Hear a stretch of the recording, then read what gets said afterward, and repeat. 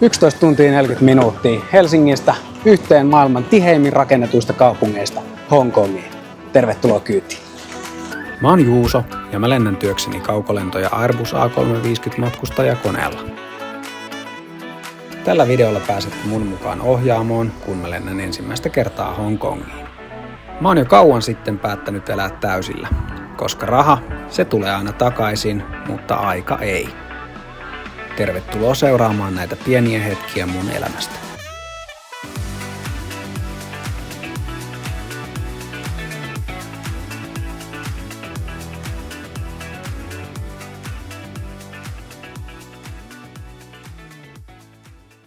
Ja oikein hyvää huomenta. Toukokuu. Kello on 9 aamulla ja mä oon yksinään himassa tästä 1,5 tunnin päästä nappikset mukaan ja kohti Fudiskenttää. Siellä on ilmailualan väen turnaus ja sitten illalla lähdetään ottaa uusi kohde haltuun. Lennetään Hongkongin ja siellä 1 vuorokauden layoveri tiedossa. Let's go!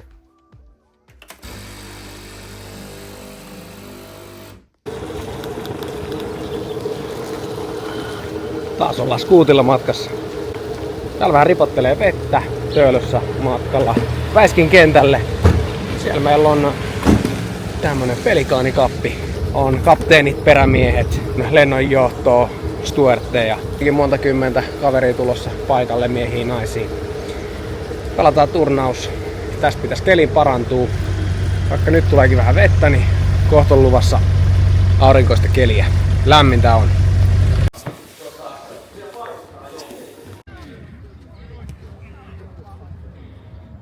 Miten se päättyi se edellinen? 1-0 ATP. Joo. Toi olikin jo aivan.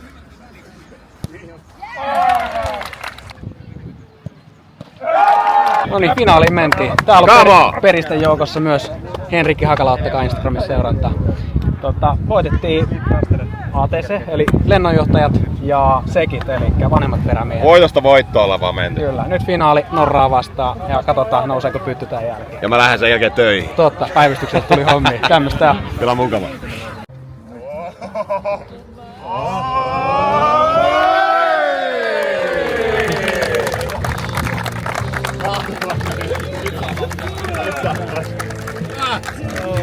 Sinnehän laitetaan taas 2026 periksi.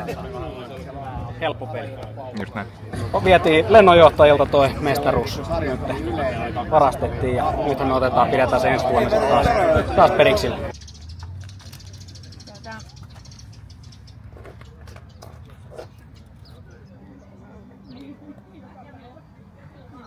Noniin, menestyksekkäästä Fudisturnauksesta on kotiuduttu ja kävin siinä näkemässä Tampereen kaveria kahvilla vielä ja nyt sitten himaa ja suihkuun. Sitten pitää tää kaoskämppä siivota. On sitten kiva palata reissusta kotiin puhtaaseen kämppään. Tässä on muuten mökin tulevasta keittiöstä ensimmäinen sneak peek, minkä hankin torista käytettynä. Tai siis itse asiassa on uusi, mutta sain käyttämättömän sieltä ostettua ja ton väristä hanaa olisi näillä näkymin tarkoitus tulla. Katsotaan, se on aika iso, se on vähän isompi mitä mä kuvittelin, koska sitten semmoset muut mitkä menee tuosta 90 asteen kulmalla, niin ne on niinku todella paljon pienempiä. Katsotaan, jos se ei näytä hyvältä sitten mallailuilla siellä, kun muutaman viikon päästä tulee keittiö toimitus sinne leville, niin sittenhän sitä voi hankkia vielä jonkun toisen. Mutta on sai nyt hyvää hintaa. Se oli just semmoinen, mitä etin, oikein värinen. Katsotaan. Ei mainos, mutta on todella hyvää kamaa.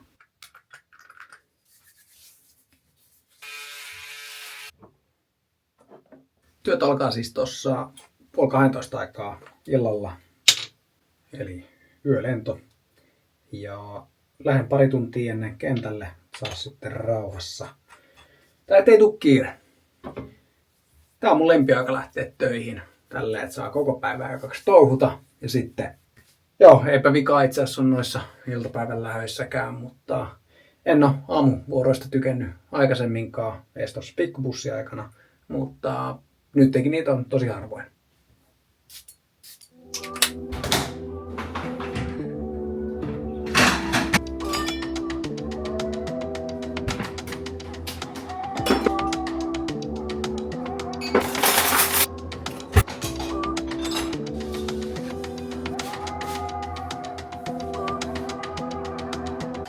Nopeat arkiruot naamariin ennen kuin siivous jatkuu ja sen jälkeen pakataan laukut.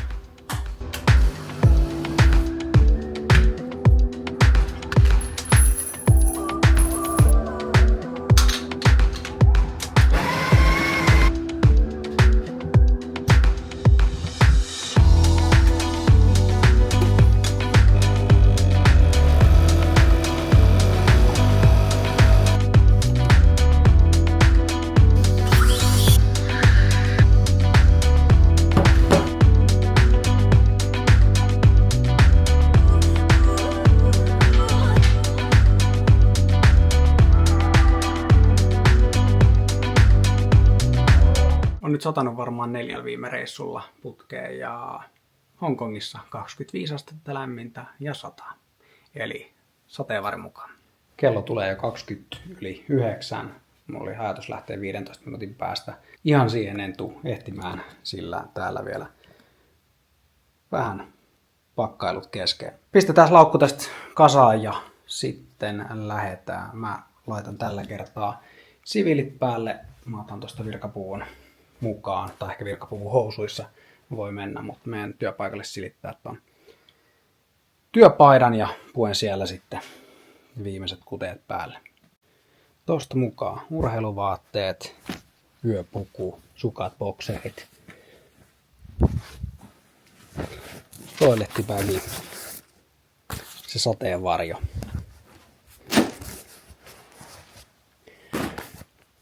Mä oon päivittänyt vähän isompaan laukkuun, tuommoiseen medium kokoiseen.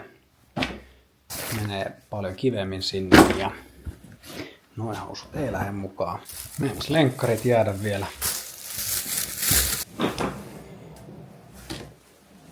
Sielläkin on vähän laatikoita mökille lähtevää tavaraa. Sinne on jo muutama kuorma lähtenyt. Toki siis pieniä kuormia, mutta kuitenkin.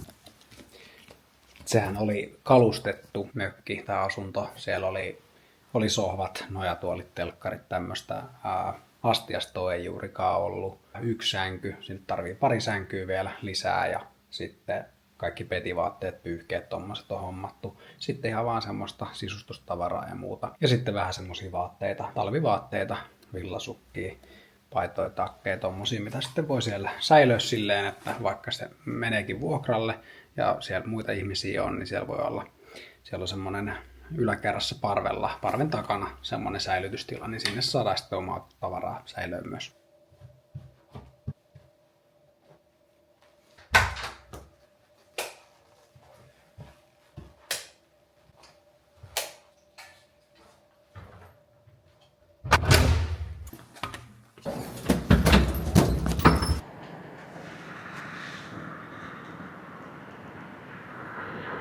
On nätti ilta.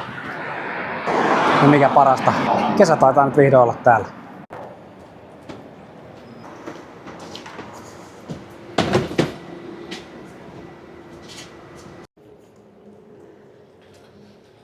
Tää on mahtavaa, nimittäin mä olin hakenut tälle päivälle vapaata, koska meillä on tuolla lentotoimintaryhmän pikkujoulut. Meillä on pikkujoulut toukokuussa ja ne olisi ollut tänään.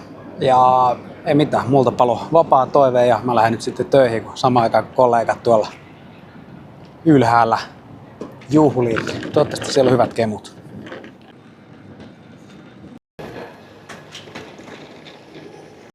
Mä oon saapunut työpaikalle, kello on 22:40, eli 55 minuuttia työvuoron alkuun.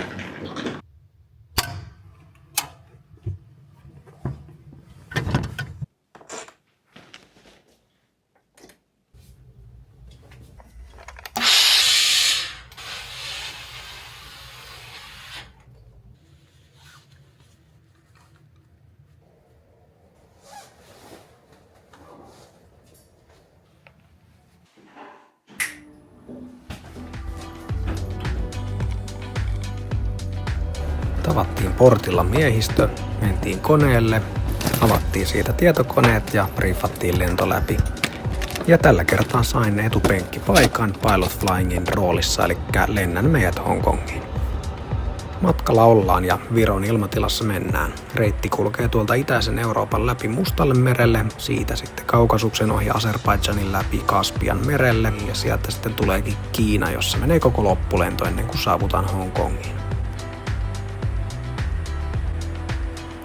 Tossa alkumatkasta Euroopan ilmatilassa on rauhallista, siitä vähän kevyttä iltapalaa, sitten katsellaan parametreja, mitä tehdään koko lennon ajan muutenkin.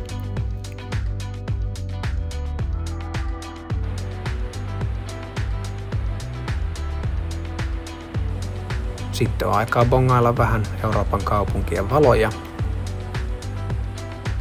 Sitten ollaan Turkmenistanin kohdalla kohti Uzbekistania ja sieltä Kazakstania.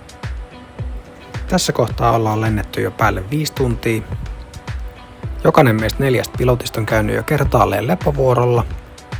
Aurinko on noussut kivasti. Tossa mä syön lounasannosta aamupalaksi.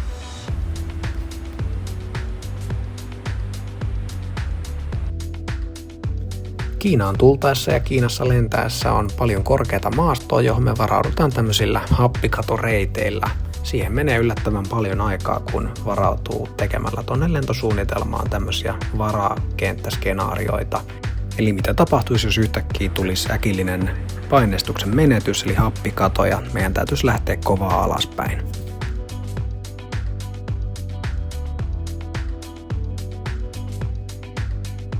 Lentokorkeutta tällä hetkellä noin 12,5 kilometriä. Tässä kohtaa on noin 8 tuntia jo takana lentoa, eli vähän kuin olisi yhden toimistopäivän jo tehnyt. Mun vuoro mennä toiselle levolle. Noin 10 tuntia tultu ja vajaa pari tuntia edessä. Toisen ruokailun aika. Viimeinen kahvikuppi naamaan, että on virkeänä tekemässä sitten laskua.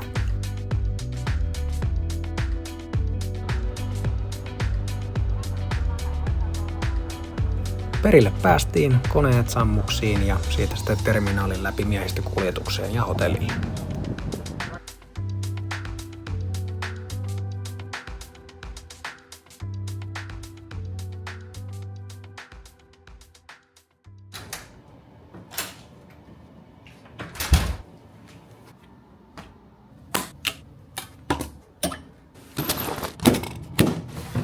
Näin on 14 tunnin työpäivä ohi. Lähdöstä himasta joku 16 tuntia ja nyt on tanssikengät vaihdettu lenkkareihin ja lähdetään tossa muiden pilottien kanssa syömään jonnekin. Nopeasti kaikki vaan vaihtokamat ja sit lähdetään jostain etsiä ruokaa. 30 astetta lämmintä ja kuumaa kosteita. On lasit huurtu, kun tuli ulos tossa hotellista. Ei vielä joo.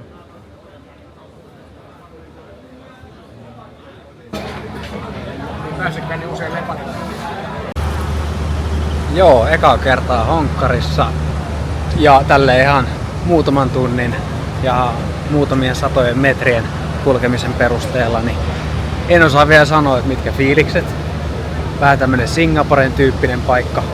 Hintatasoltaankin ruokailumaksu tossa mocktailin kerran joku 23 €. Siihen oli tosiaan red curry ja riisi ja sitten se yksi juoma. Nyt tässä tosiaan semmonen puolisen vuotta lennetty 350 kaukokohteita. Tässä alkaa aika hyvin olemaan nämä kohteet saatu kasaan. Vielä on Los Angeles käymättä ja Nagoya. Mutta Nagoya alkoi taas ton talvikauden jälkeen, niin sinne en ole vielä päässyt. No niin, nyt pääsee katsomaan vähän tätä skylinea.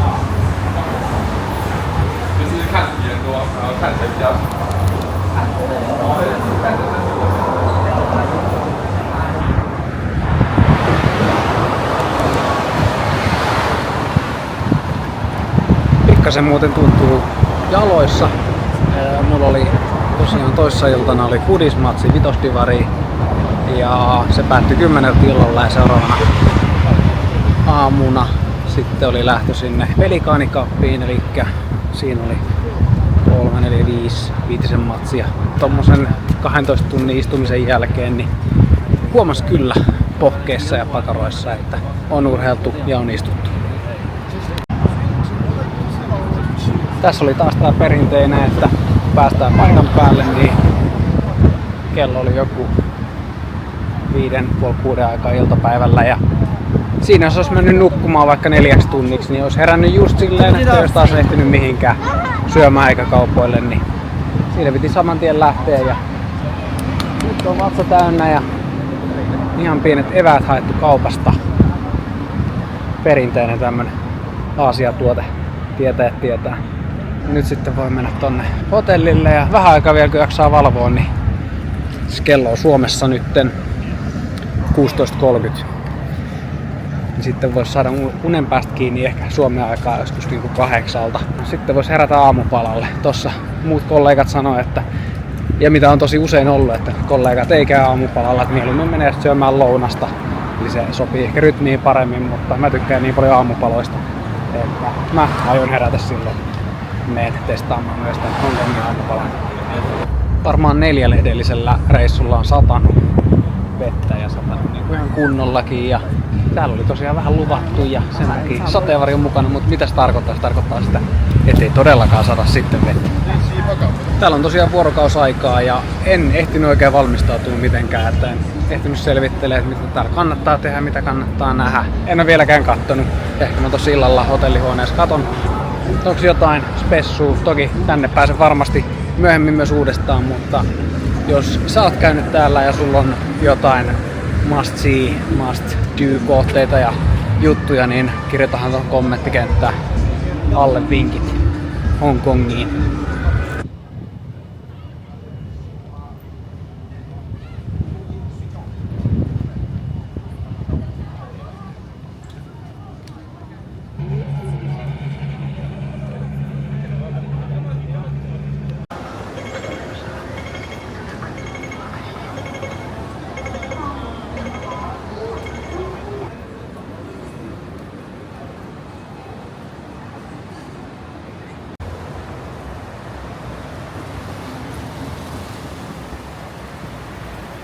Sitten ensifiiliksiä Hongkongista. Vertasin tätä Singaporeen ja on edelleen samaa mieltä, että näissä on niin hyvin paljon samaa. Molemmat on siistejä paikkoja, vähän semmosia länsimaalaisia piirteitä. Täällä tietysti näkyy tuo kiinalaisuus. Mä tykkään tästä Hongkongista. Täällä on tosi selkeä kulkea, helppo navigoida, kävellä täällä. Singapore ehkä vähän semmonen tukkosempi paikka, mutta toki aika pieni otanta, että molemmissa niin lyhyen aikaa vietän ja pienellä alueella, että en niin tarkemmin osaa sanoa, mutta tämmöiset alkufiilikset tästä. No niin, kello on taas 2:30 yöllä ja tässä mä vielä oon valveilla. Kello Suomessa 21:30, että sinänsä ei suurta hätää, mutta mä olin ajatellut, että mä menen tossa 8 aikoihin nukkumaan.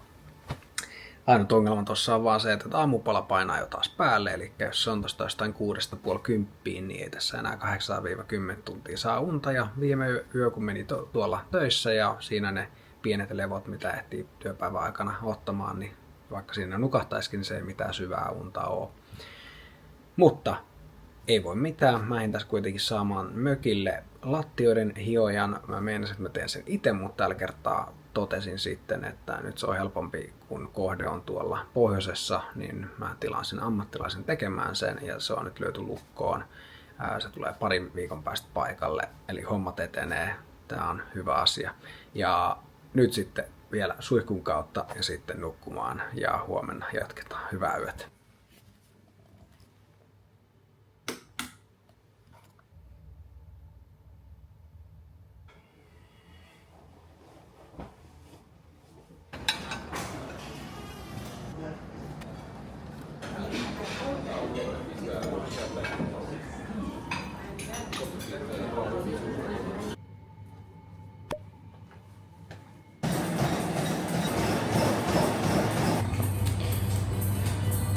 Lämmin tuli. Kokeilin vetää 12 minuutin juoksua 4 minuutin kilometrin vauhdilla, eli 3 kilsan Cooperin vauhtiin. Sehän meni. En oo kokeillut varmaan ehkä 15 vuotta. Mutta tästä on hyvä jatkaa. Pitää vekoittaa joskus kesällä oikealla urheilukentällä.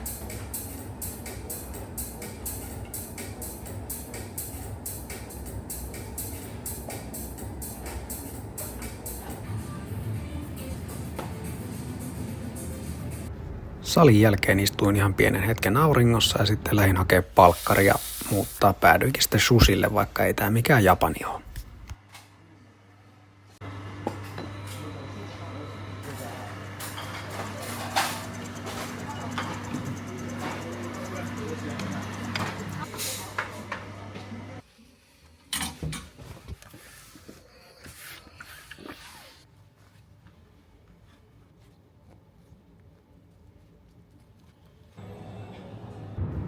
Reitti oli aika lailla sama kuin mennessäkin, mutta vastatuulen takia lentoaika noin 13 tuntia.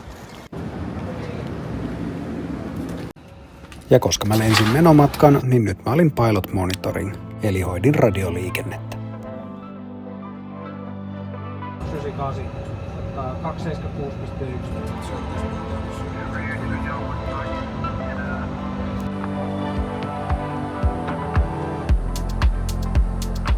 Mulla on eka lepovuoro täällä, mikä tarkoittaa sitä, että täällä ottaa puhtaat perivaatteet. Ja tähän lyhyt lepo nyt alkuun.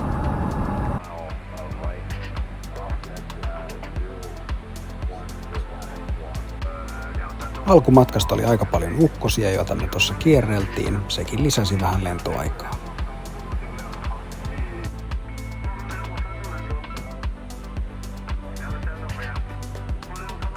Epävakaan sään takia oli myös kohtalaista turbulenssia, jonka vuoksi laitoin myös tuosta 5-pistevyöstä noin olkavaljaat kiinni. Pitkä yölento kyseessä, niin siinä ehtii käydä kollegoiden kanssa monta hyvää keskustelua.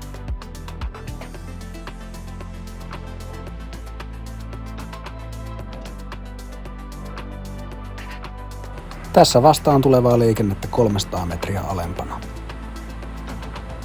Ja sitten alkaa auringon kajastus taas näkyä. Sain myös eksoottisen hongkongilaisen näkemyksen gluteenittomasta ruuasta, perunaa, kananmunan valkuaista, tomaattia ja vihreitä papuja.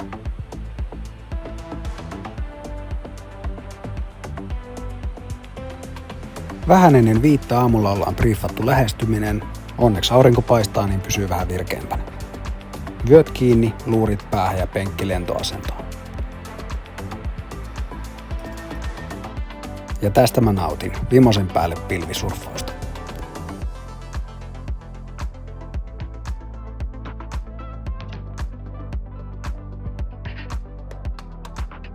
Portilla ollaan. Kollegoille taas kiitos ammattimaisesta ja turvallisesta operoinnista. Työt jää tänne, mutta kotiin lähtee mukaan hyvä mieli ja kiitollisuus siitä, että saa tehdä tätä työkseen. Ja näin lähes 15 tuntia myöhemmin kamat vaihdettu ja työpäivä ohi. Nyt tästä kesälomille ja isyysvapaille vähän yli pari kuukautta poissa lentohommista, mutta videoita tulee joka tapauksessa.